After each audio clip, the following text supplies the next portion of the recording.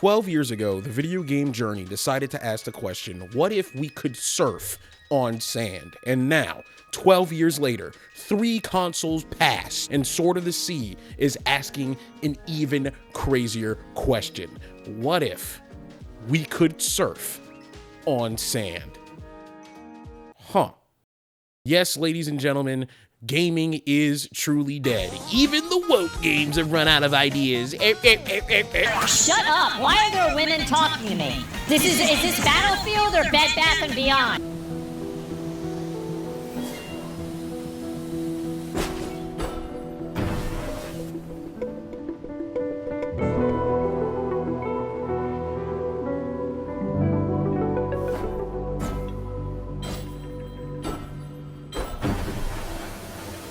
I'm just playing. In reality, Sword of the Sea is one of those games that really makes you go, maybe graphics have gotten as good as they need to get. Just maybe. We don't need a PS5 or an Xbox $1,200 for another 5 or 6 years.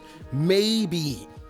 What games are actually lacking is a unique art style to intersect with its gameplay loop and music, making a wholly unique experience. There we go. You see that sentence? That's that A+ in English 102 hitting you. It's hitting you hard right now. And the argument between realism and art style is something that's been going on forever. I could do a whole side tangent about that, but I'm not going to. What I am gonna say though is that Sword of the Sea has a really good art style that will stand the test of time, in my opinion. What I will say is that Sword of the Sea does have a soundtrack that perfectly complements that art style. What I will say is that the gameplay loop in Sword of the Sea perfectly complements both those things at the same time, and they clearly were super well thought out and feed into each other, making a wholly satisfying experience. Say thesis, add details, repeat thesis. This is how we make essays, people. Sword of the Sea is a game that at maximum takes 15 hours to beat, and that's if you truly aspire to do everything and get every unlock and open every chest and open every little thing and explore every little part of the map. And even though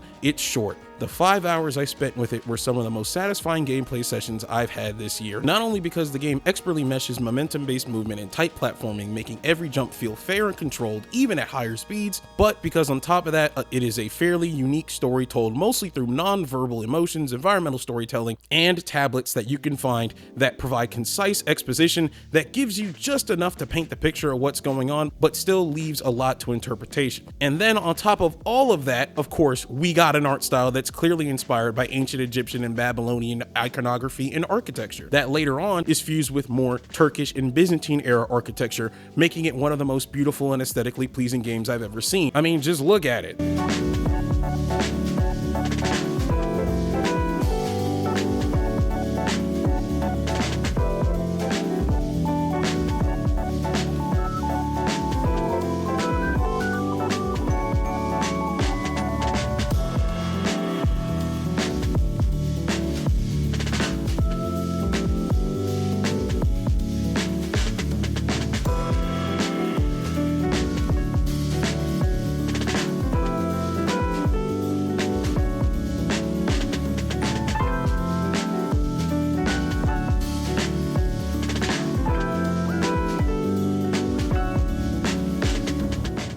Oh yeah, we got ourselves a banger, boys. This game unironically has one of my favorite levels, both in terms of look and how the world was designed. It's damn near the end of the game, and it is beautiful. You'll know it when you see it, and I'm not gonna spoil it. And the music also, like I said before, perfectly meshes with everything else. It's just, ooh, and as you unlock different areas in the game and unseal different parts and gain new areas to explore, the music sometimes, it doesn't just like turn into a completely different song, but it continuously builds on the same song you already heard when you entered the zone, just coalescing into this amazing orchestral fucking event when you fully unlock everything in the stage, and it's just, ooh.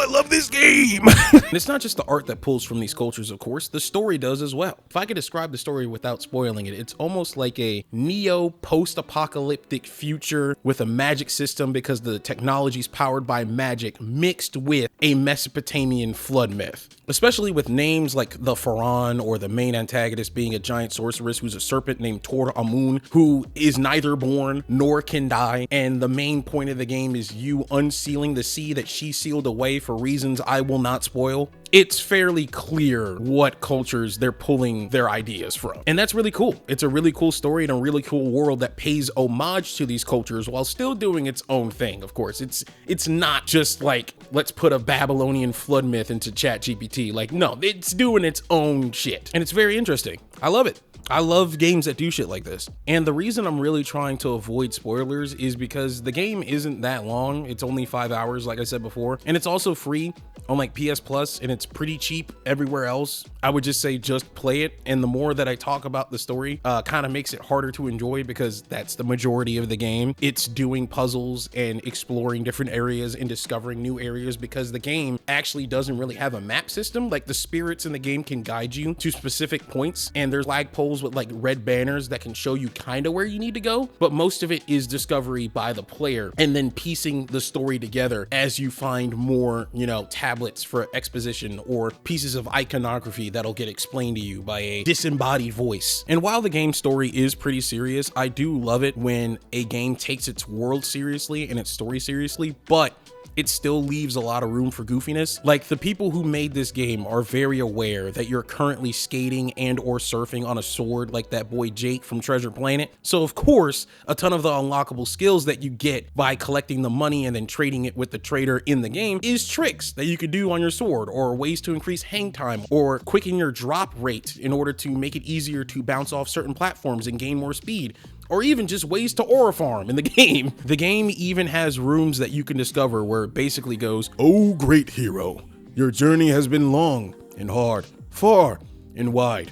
Most would have cracked under the pressure. However, it's time to prove your true valor by hitting this sick motherfucking lid. Do you see this dude? Oh my goodness, you see this trick, but oh, he ain't dropping that combo at all. Oh, the cat is freaking out while I'm doing this joke, by the way. They are they are in shock. Oh, he's tough. Oh, he's tough. This game's great. This game's great. You should play it. I love it a lot. It's really fun. This was a one-take Jake, so I hope any of this was understandable. And I think my mic is a little bit broken because it's too fucking quiet. But we're gonna roll with it anyway, because it's been 3 weeks, which is 2 weeks too long. Hit the hype button, like the video. Goodbye.